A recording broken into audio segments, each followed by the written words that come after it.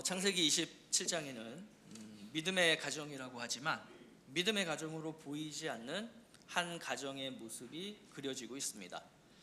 가정을 이루고 있는 각 구성원들, 그 가족들이죠. 그 구성원들이 저마다 어찌 보면 그 비정상적인 믿음으로 살아가고 있는 모습들이 나타나고 있는 것인데요. 이삭, 리브가, 에서, 그리고 야곱으로 구성이 된 그 비정상적인 이 믿음의 가정의 모습을 오늘의 우리의 반면 교사로 삼아서 우리의 가정은 어떠한 가정이 되어야 되는가를 다시 한번 말씀을 통해 비춰보고 또 우리가 결단해야 할 것들, 또 다짐해야 할 것들을 결단하며 다짐하는 오늘의 말씀 나눔의 시간이 될 수 있기를 원합니다. 우리가 지난 3월 29일이었죠. 그 주일에 이제 에서에 대해서 먼저 살펴봤었습니다. 에서는 믿음의 가정의 장남이었음에도 불구하고 믿음으로 살려고 했던 사람이 아니라 세속적인 가치를 추구하며 살았던 사람, 어떤 그런 사람들의 대표격으로 등장하고 있다라고 했죠. 믿음의 장자권을 어떤 세상의 복, 세속적인 복으로 여겼던 인물, 복을 받을 자로서의 어떤 의무와 책임은 버리고 그 복이 담고 있는 어떤 좋은 것, 가치, 또 권리만 누리고자 했던 인물. 이렇게 어떤 그런 세상적인 가치와 틀에 얽매여서 살다 보니 하나님의 백성으로 산다는 것이 무엇인가를 알고 싶어 하지도 않았고, 심지어 알지도 못했고, 그렇죠? 그저 욕망에 따라 자기 생각과 마음대로 이 세상을 살았던 인물, 그게 바로 에서였다라고 살펴봤었습니다. 자, 그렇다면 이 가정의 가장인 아버지 이삭은 어땠을까요? 자, 이삭은 이제 자신이 죽을 날이 얼마 남지 않았다라고 생각을 했는지 우리 자녀에게 유업을 물려줄 계획을 세웁니다.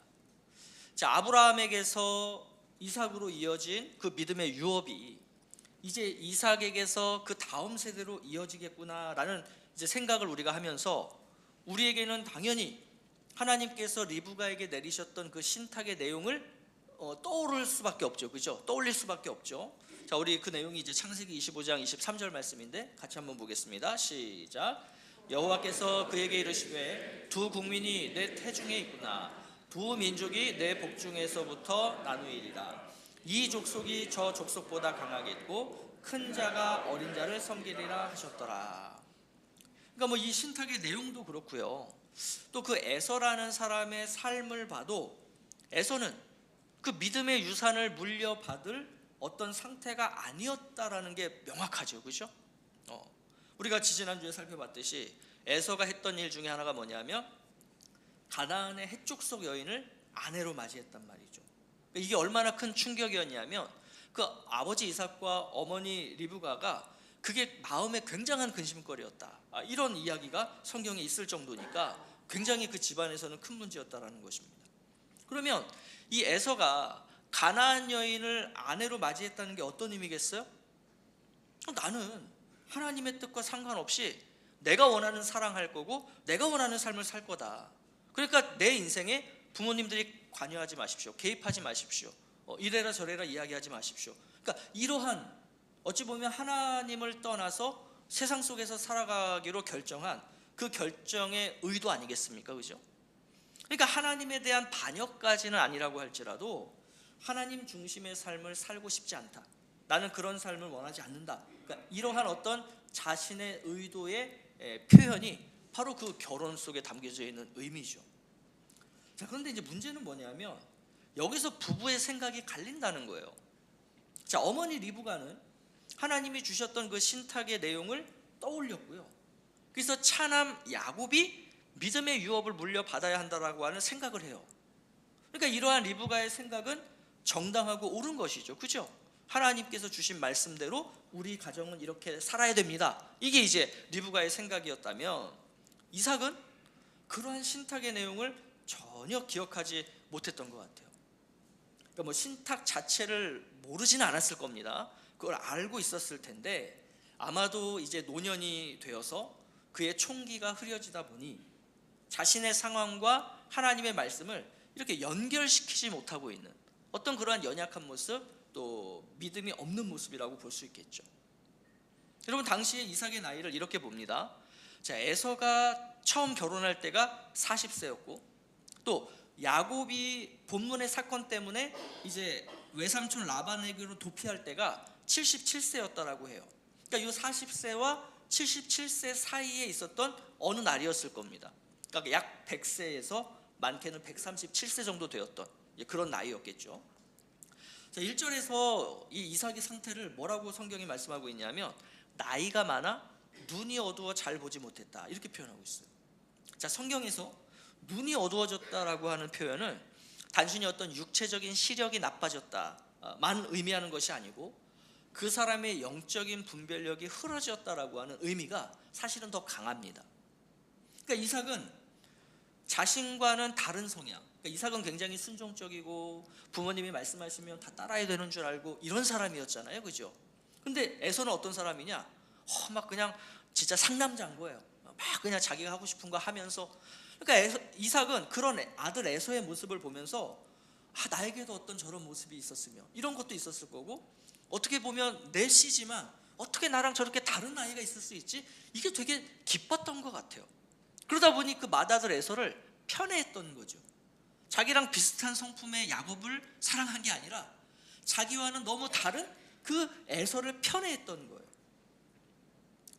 자, 이런 것도 문제지만 또 이삭에게 어떤 문제도 있었냐면 이렇게 이삭이 얘기하죠. 에서에게, 야, 내가 너를 축복할 테니 내가 즐겨하는 그 별미를 만들어서 가져와라라고 이야기해요.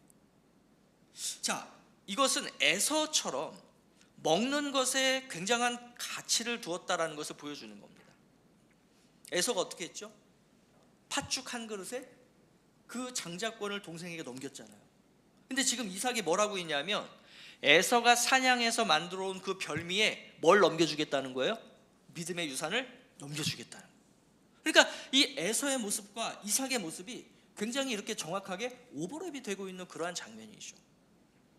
자, 이삭에게 만약에 영적 분별력이 있었다면 아무리 에서가 장남이고 또 그 에서가 자기가 편애하는 자녀라고 할지라도 에서에게 축복을 내리면은 안 되는 것이었습니다. 하나님의 말씀대로 그 차남인 야곱에게 축복을 내렸어야 되는 것이었죠. 그런데 오늘 이 본문의 시점까지 이삭은 야곱과 그 어떤 교감도 없었던 것 같아요. 그저 큰아들이 사냥해서 음식 만들어 오면 그거 먹으면서 그냥 즐기다가 어찌 보면 지난 세월을 다 보냈던 것이죠. 믿음의 가장으로서 그 자녀들을 신앙으로 교육하지 못하고 하나님의 뜻과 비전에 집중하지 않으며 살아가는 그러한 부모들의 전형적인 모습 중에 하나가 바로 이 이삭의 모습이라고 할 수 있을 것입니다. 그러니까 오늘날로 치면 이런 거죠. 자, 믿음이 없는 자녀인데 너무 잘났어요. 세상적으로 너무 뛰어나고 너무 똑똑해요. 공부를 너무 잘해요. 그래서 진짜 누구나가 부러워하는 그 좋은 대학에 들어갔어요. 그리고 그 학교에서 잘 졸업해서 모든 사람이 가고 싶어하는 그 대기업에 취업을 했어요. 그 대기업에 취업해서도 너무 승승장구하며 잘 나갑니다. 그래서 이 아들은 때마다 그 부모님에게 값비싼 선물 보내드리고 또 많은 용돈을 가져다 드리는 너무나 그런 자녀였어요. 그렇게 믿음 없이 살아가는 자녀를 보며 안타까워하기보다는 세상에서 너무나 자랑스러운 자녀, 그래서 자녀가 그렇게 해주는 세상의 가치들을 늘 그렇게 받으면서 누리면서 주변에서 사람들이 자녀를 어떻게 그렇게 잘 키웠어요? 너무 부러워요. 이런 소리를 들을 때 행복함을 느끼면서 그러면서 그 아들을, 믿음 없는 아들을, 그 자녀를 자랑스러워하는 그러한 모습인 것이죠. 여러분, 우리는 자녀들, 더 나아가서 우리의 믿음의 형제 자매들을 볼 때 어떻게 또 무엇으로 바라보고 있습니까? 하나님의 뜻과 계획과 비전에 따라서 잘 살아가고 있는가를 우리가 우선으로 보며 그걸 중요하게 여기고 있습니까? 아니면 정말로 세상 속에서 얼마나 잘 살아가고 있는가, 얼마나 성공하고 있는가, 이런 것들을 우선으로 보고 있습니까? 우리가 이삭처럼 눈이 어두워지지 않기 위해선 하나님의 말씀과 우리의 삶의 상황을 연결시키는 이 거룩한 습관을 우리는 놓치지 않아야 할 것입니다. 이 거룩한 습관을 갖기 위해서 내가 무엇을 어떻게 해야 될 것인가 한번 고민해 보시고 생각해 보시고 오늘 우리가 결단하는 그러한 시간이 되기를 원합니다. 자, 그러면 이제 이 가정의 어머니이자 아내인 리브가는 어땠을까요?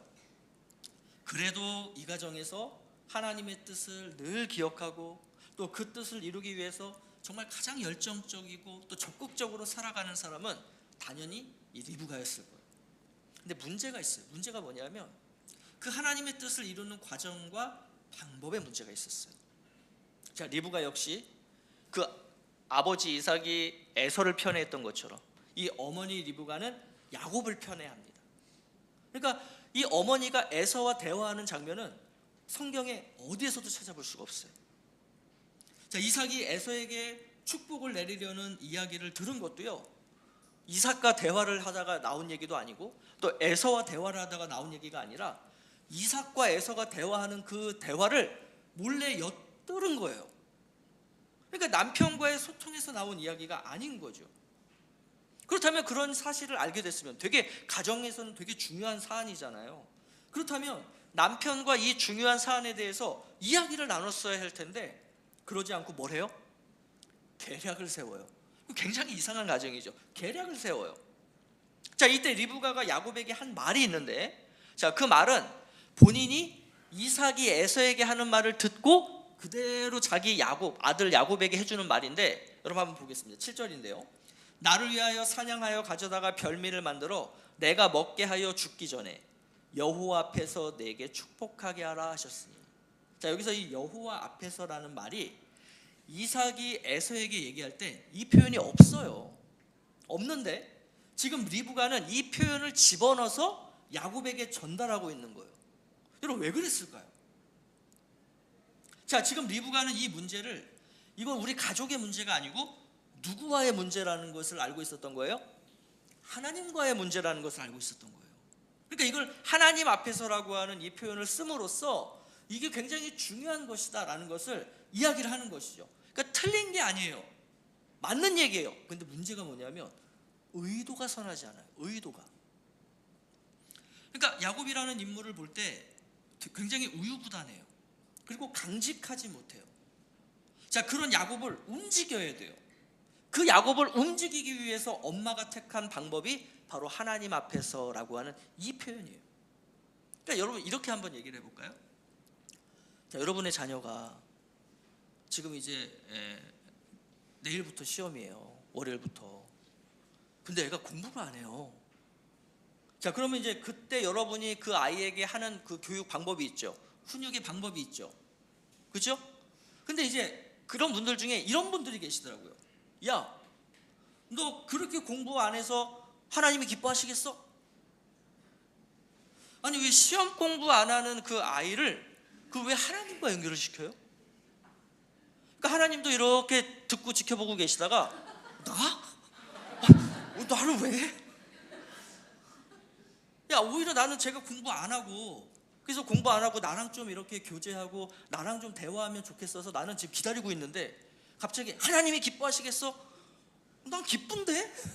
근데 엄마는 하나님이 안 기뻐하신다는 메시지를 주는 거죠. 그죠? 그러니까 왜 하나님이 기뻐하시지 않는다는, 공부를 하지 않는 것은 하나님이 기뻐하시지 않는 거예요라고 하는 전혀 하나님과는 관계없는 그 잘못된 메시지를 왜 아이에게 주느냐는 거예요. 그러니까 지금 어찌 보면 리브가가 이 야곱에게 지금 그렇게 하는 거예요. 야, 너 지금 이렇게 하지 않으면 그 하나님이 기뻐하시지 않는 거야. 네가 이렇게 하는 것이 바로 하나님 앞에서 행하는 일이야. 이렇게 얘기를 하고 있는 거죠. 그럼 생각해 보세요.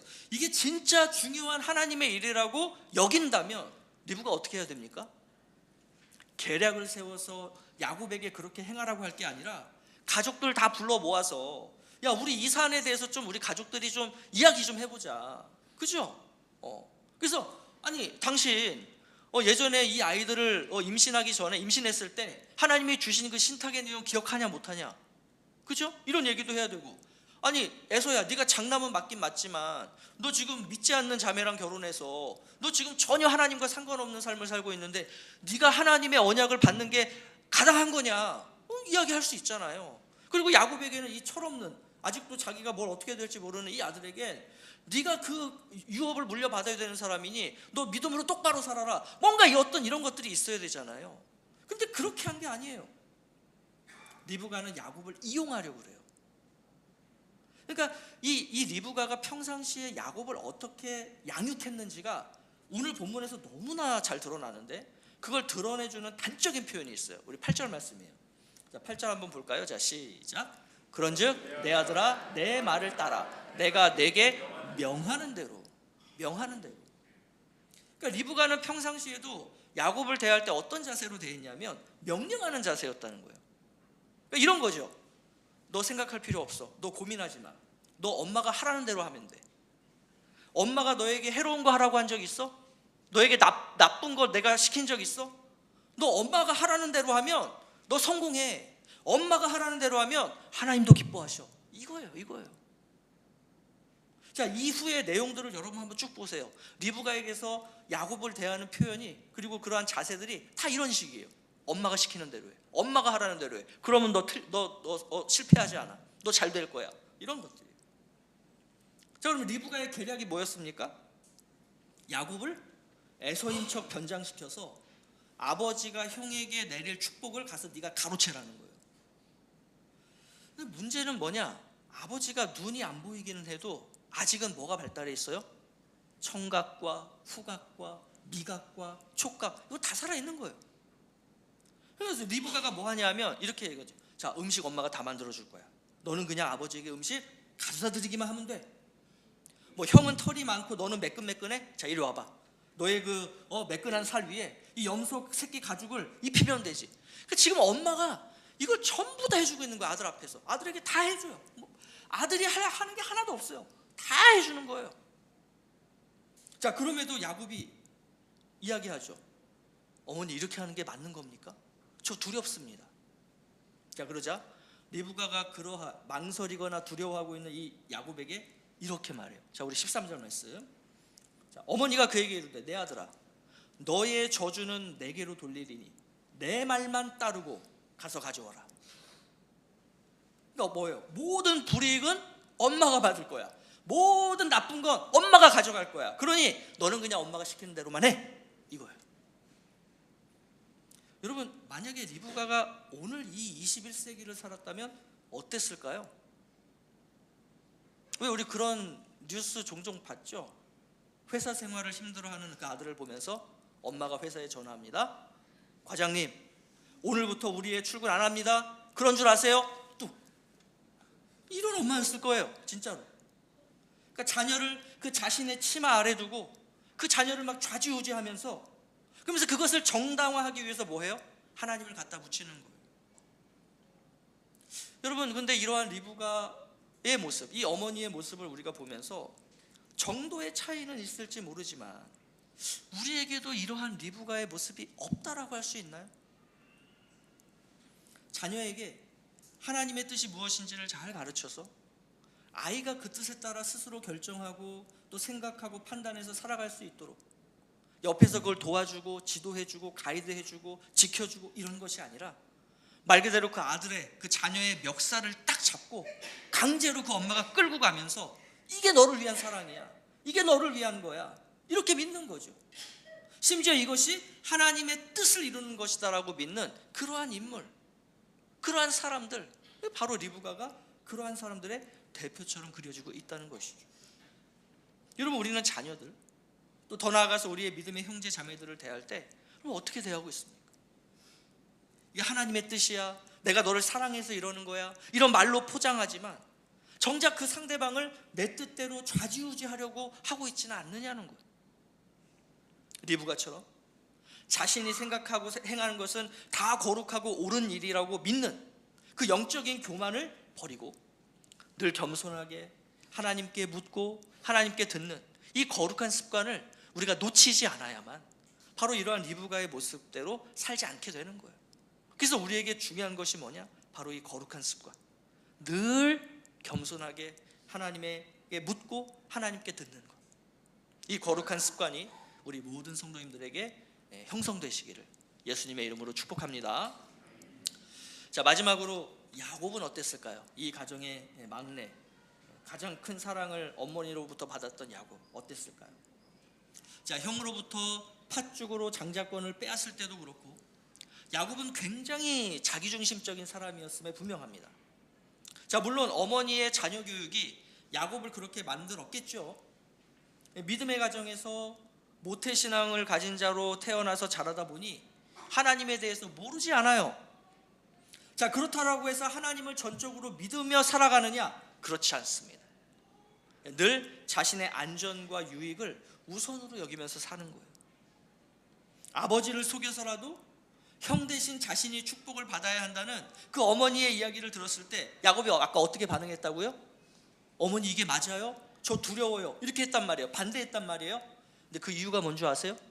자, 우리 그 이유를 야곱의 입술을 통해서 한번 들어보죠. 12절 말씀. 자, 다 함께 시작. 아버지께서 나를 만지실진데 내가 아버지의 눈에 속이는 자로 보일지라 복은 고사하고 저주를 받을까 하나이다. 그러니까 야곱이 어머니의 그 계략, 어머니의 제안을 선뜻 받아들이지 못하는 이유가 있어요. 어머니의 그러한 생각, 그러한 어떤 하나님의 뜻을 이루고자 하는 어떤 그런 과정과 방법이 의롭지 못하잖아요. 어머니, 그거 하나님이 기뻐하시는 방법이 아닌 것 같아요. 가 아니고 무엇 때문에 자기가 그거를 동의할 수 없다는 거예요? 내가 저주받을까 봐. 내가 저주받을까 봐. 그러니까 야곱의 이 말은 어떤 의미를 내포하고 있냐면 어머니와 자신이 하고자 하는 이 일이 어떤 일이라는 것을 알았다는 거예요. 저주를 받아 마땅한 일이라는 걸 알고 있었다는 거예요. 모르고 행한 게 아니라는 거예요. 근데 왜 그거를 주저하느냐? 내가 저주를 받을까 봐. 내가 저주를 받을까 봐. 만약에 내가 저주를 받지 않으면 어떻게 하겠다는 거예요? 얼마든지 나는 그런 삶을 살 수 있다. 남 속이고 뭐 그 과정과 방법이 뭐 어떠하더라도 목표만 이루면 되지. 그러니까 이런 사람이었다는 거예요. 아버지를 속이는 과정에서도 야곱의 이러한 어떤 이 가치는 그대로 드러납니다. 자, 이삭은 그 음식을 가져온 사람이 이거 에서 맞아? 에서가 아닐 수도 있겠는데 라는 의심을 분명히 했어요. 그래서 여러 가지 그 검증의 과정을 거칩니다. 그 목소리도 들어보고요, 또 그 아들을 만져도 보고요, 심지어 냄새도 맡아봐요. 그러나 그 모든 것들을 다 시나리오상으로 완벽하게 대비해서 준비해간 그 리브가와 야곱이었기 때문에 그러한 또 아버지의 의심을 무난하게 무사히 넘길 수 있었어요. 근데 이 과정에서 야곱이 이런 말을 합니다. 이런 말. 자, 우리 20절 말씀. 자, 다 함께 시작. 이삭이 그의 아들에게 이르되 내 아들아, 네가 어떻게 이같이 속히 잡았느냐? 그가 이르되 아버지의 하나님 여호와께서 나로 순조롭게 만나게 하셨음이니이다. 아버지가 묻는 거예요. 야, 이상하다. 너 어떻게 벌써 사냥을 해가지고 벌써 이렇게 음식을 다 해왔냐? 되게 이상한데? 너 에서 맞아? 이랬단 말이죠. 그러자 야곱이 하는 말이 뭐냐면 하나님 여호와께서 나로 순조롭게 만나게 하셨어요. 여러분, 이 가정의 4명의 가족들 중에서 하나님 앞에서 가장 패역한 인물을 꼽자면 야곱이 아닐까 싶어요. 야곱. 자신의 그 불의한 목표를 불의하게 이루려고 하는 일에 누구를 끌어들입니까? 하나님을 끌어들이는 거예요. 심지어 하나님을 뭐라고 표현해요? 아버지의 하나님이라고 표현해요. 나의 하나님이라고 표현하지 않아요. 그러니까 전형적으로 믿음의 가정에서 태어나서 모태신앙인으로 자랐는데 믿음은 없는 사람들에게서 나타나는 대표적인 표현이 뭐예요? 엄마의 하나님, 아빠의 하나님, 이거잖아요. 절대 나의 하나님은 아니에요. 왜 그럴까요? 하나님을 하나님으로 믿지 않으니까. 하나님을 모르지 않는다니까요. 창세기, 출애굽기, 레위기, 민수기, 신명기, 여호수아 다 외워요. 66권 전부 다. 막 교회에서 하는 찬양과 찬송가 1장부터 막 600장까지 다 알아요. 그런데 하나님을 믿지 않아요. 여러분, 그러한 모태신앙인들이 얼마나 많아요? 우리 다 이야기한 내용이니까 우리 성도님들, 제가 신방 가서 이렇게 여쭤보면 목사님 저 모태신앙이에요. 그렇게 안 보이죠? 이런 이야기들 많이 하셨잖아요. 그죠? 진짜 그렇게 안 보여요.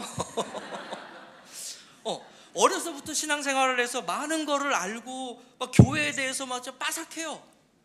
누가 봐도. 그런데 살아가는 모습을 보면 이분이 신앙인이 맞나? 좀 그런 분들 말이죠. 그러니까 오늘 이 야곱의 모습을 오늘날로 비유를 해보면 이런 것 같아요. 정말 진짜 불법을 행해서 불법으로 엄청나게 큰 돈을 벌었어요. 사람들은 그 사람이 불법으로 그 돈을 번지 모르잖아요. 그러니까 그냥 그 겉으로 보이는 그 세상에서의 성공과 또 엄청나게 대박친 어떤 그러한 상황을 보면서 부러워하는 거죠. 당신 어떻게 이렇게 성공했어요? 어떻게 이렇게 대박을 쳤어요? 그렇게 묻자 이 사람이 뭐라 그래요? 제가 불법을 저질러서 이렇게 된 겁니다 라고 얘기하지 않잖아요. 모태신앙인으로 자랐어요. 하나님은 믿지 않아요. 불법을 행해서 큰 세상에서 성공을 거뒀어요. 그런 분들이 대표적으로 하는 표현이 뭐냐면 하나님의 은혜였습니다. 하나님이 보호해 주셔서 이렇게 된 겁니다. 그러면 이 사람의 말대로라면 하나님이 무엇으로부터 보호해 준 거예요? 내가 불법을 저질러도 경찰한테 걸리지 않도록, 검찰의 조사가 나오지 않도록, 당국으로부터 의심을 당하지 않도록 하나님이 그 불법을 지키시고 보호해 주셨다라는 그런 의미가 되는 거잖아요. 그럼 여러분, 우리 하나님이 그런 하나님이십니까? 우리 하나님은 불법을 증오하시고 그러한 죄악된 행위에 대해서 하나님은 누구보다도 그것에 대해서 금지하신 분이신데, 하나님이 그러한 나를 보호해 주셨다, 그러한 나를 지켜주셨다, 하나님의 은혜다. 여러분, 이게 가당키나 합니까? 그러니 이것이 뭐냐면 하나님의 이름을 망령되게 일컫는 거예요. 그러니 가장 패역한 사람은 야곱이라고 하는 것이죠. 자기중심적으로 사는 사람들, 심지어 자신의 삶이 의롭지 않은 것인 줄 알면서도 그걸 정당화하기 위해서 하나님을 끌어들이는 사람들, 여러분, 이런 사람들의 대표격이 바로 야곱이었던 거예요. 그렇다면 오늘 우리에게는 이런 야곱과 같은 모습이 없습니까? 야곱처럼 이 자신의 안위만을 생각하며 이것을 위해서라면 하나님을 끌어들여서 그 거룩하지 못한 나의 삶을 거룩하게 포장하는 이러한 모습들이 없냐는 거예요. 우리가 이러한 야곱의 모습을 우리가 없애기 위해서 필요한 것이 뭐냐면 바로 거룩한 습관이에요. 늘 하나님의 말씀 앞에 나 자신을 겸손히 비추며 나의 그러한 잘못되고 불법적인 것들이 있다면 하나님 앞에 회개하며 기도할 뿐만 아니라 그것을 내 삶 속에서 하나하나 지워져 나가는 이런 어떤 거룩한 습관들을 우리가 계속해서 쌓아가지 않는다면 우리는 어느 순간 이 야곱과 같은 삶의 모습으로 살아갈 수밖에 없다는 거예요. 여러분 안에 늘 나 자신을 하나님의 말씀 앞에 비춰보고 나의 온전하지 못한 부분들이 있다면 하나님 앞에 자복하며 회개하는 이러한 거룩한 습관이 저와 여러분 안에 늘 함께 있기를 간절히 원합니다. 자, 지금까지 우리는 이 이삭의 가족들에 대해서 살펴봤어요.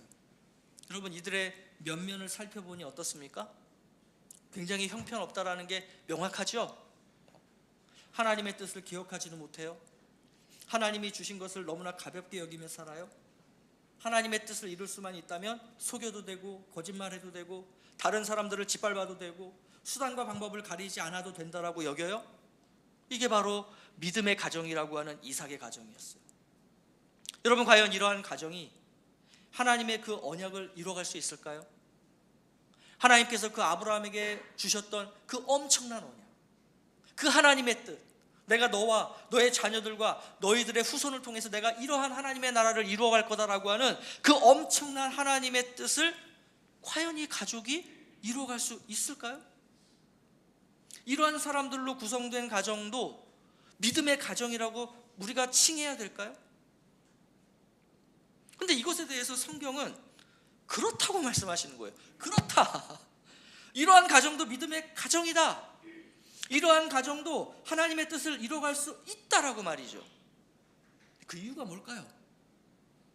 하나님의 뜻을 이루는 것은 흠이 없는 사람들이 이뤄가는 것이 아니라 흠이 많아도 엄청 많은 이 이삭의 가정과 같은 이 가족들일지라도 저들을 통해서 그 약속을 누가 이루시기 때문에요?